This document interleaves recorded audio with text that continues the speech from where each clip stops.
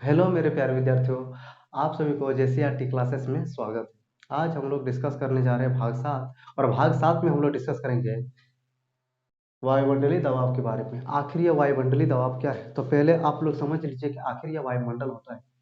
हम लोग जहाँ रहते हैं उसके चारों ओर विभिन्न प्रकार के गैसों का मिश्रण पाया जाता है, जैसे नाइट्रोजन, ऑक्सीजन, कार्बन डाइऑक्साइड आदि गैसें मिलकर वायुमंडल की संरचना बनाती है। ये वायुमंडल क्या करता है?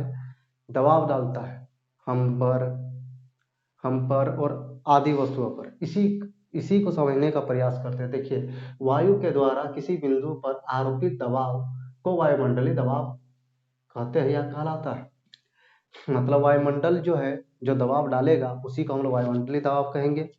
और इसको और अच्छा से समझना है तो ऐसे समझिए, वायुमंडल में स्थित वायु के एकांक क्षेत्रफल पर पड़ने वाला भार वायुमंडलीय दबाव कहलाता है।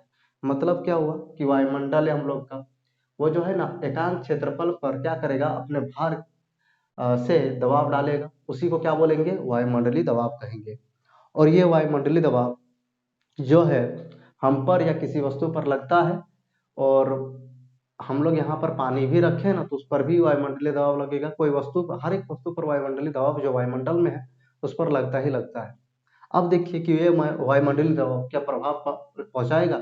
मान लीजिए गहराई में जाएंगे तो क्या होगा, ऊंचाई में जाएंगे तो क्या होगा, और पृथ्वी के धरातल पर क्या होता है, तो इसके बारे में भी थोड़ा थोड़ा चर्चा कर लेते हैं। देखिए यहाँ पर दो नोट पॉइंट बनाए हम लोग, 1 और 2। पहले में क्या लिखे है?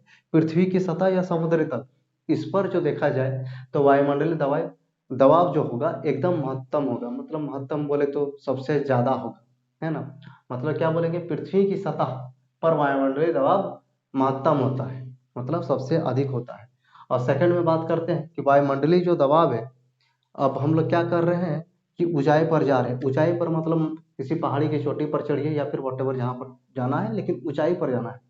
तो इस पर बात करेंगे तो पृथ्वी की सतह से ऊंचाई के बढ़ने के साथ साथ वायुमंडलीय दबाव घटता जाता है। मतलब जितना आप ऊंचाई पर जाइएगा उतना वायुमंडलीय दबाव घटता जाएगा। अब देखिए बच्चों, हम लोग ध्यान देते हैं कि सतह के क्षेत्रफल का वायु दाब का प्रभाव, मतलब सतह का क्षेत्रफल मतलब क्या है कि एक चूसक जानते हैं वो क्या होता है?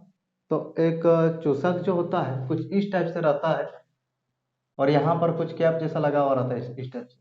यहाँ पर देखिएगा किसी बंदूक में, बंदूक बच्चों का खिलौने का जैसा आता है, और इसको किसी से दबाते हैं ना तो वो चिपक जाता है। ऐसा क्यों होता है? तो देखिए, वो एक एक अर्धगोलाकार जैसा होता है, जैसे गेंद को एक आधा भाग में तो काट दिए ना, कुछ उसी का जैसा वो देखने में नजर आता है।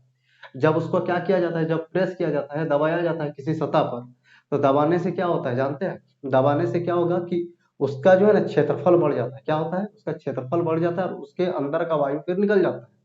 अब इस कंडीशन में क्या होता है कि उसके क्षेत्रफल के बढ़ने से क्या होगा कि उसके अंदर का दबाव कम हो जाता है और उसके बाहर का दबाव ज्यादा होता है, जिसके वजह से क्या होता है कि वो किसी दीवार पर चिपक जाता है। तो इससे हम लोग क्या कह पाएंगे? इससे हम लोग यह कह पाएंगे कि सतह के क्षेत्रफल का वायु का प्रभाव जो है, क्या होगा कि सतह के क्षेत्रफल बढ़ जाने से उसके भीतर का वायु का दबाव कम हो जाता है। मेरे प्यारे विद्यार्थियों, अब हम लोग अभ्यास की ओर चलते हैं, क्योंकि अंदर का जितना था, पाठ के अंदर का जितना कुछ था हम लोग पढ़ चुके हैं। अब अभ्यास की ओर जाते हैं और अभ्यास में कुछ प्रश्नों को देखने का कोशिश करते हैं। आज हम लोग सिलेक्ट किए हैं क्वेश्चन नंबर 1 को। तो क्वेश्चन नंबर 1 में क्या है कि इनमें से सही विकल्प पर सही का निशान लगाइए। मतलब जो है, जो सही रहेगा उस पर ये टिक कर देना है। तो देखिए, पहला क्वेश्चन हम लोग का है क्या कि देखिए, शुष्क मौसम में बालों में कंघी करने के बावजूद बाल बिखर जाते हैं, इसके लिए कौन सा बल उत्तरदायी है? शुष्क मतलब है क्या कि शुष्क मौसम में क्या होगा कि रूखापन आएगा, बाल बाल क्या होंगे, रूखे होंगे, और क्या होगा कि बालों में जब कंघी करा जाएगा तो क्या होगा, उस पर स्थिर विद्युत आवेश आ जाता है, जिसके वजह से फिर क्या होगा कि वो दूसरे कोई जैसे कि प्लास्ट मतलब और कि अपने एक दूसरे को क्या करेंगे, आकर्षित करने लगेंगे। तो जिससे क्या होगा कि हम लोग का बाल जो है ना बिखर जाता है। तो हम लोग कह सकते हैं कि बालों में आखिर कंघी किए थे, तो कंघी और बालों में क्या है, आवेश है।